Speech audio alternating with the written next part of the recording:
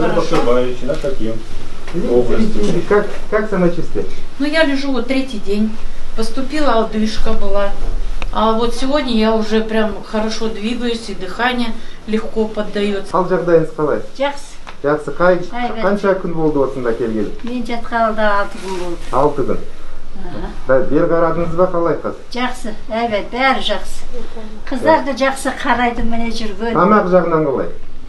Бәрі тамақ дегенің тіпті де evet. Күнде неше рет сізді аралап шығады? 5-6 рет точно келеді.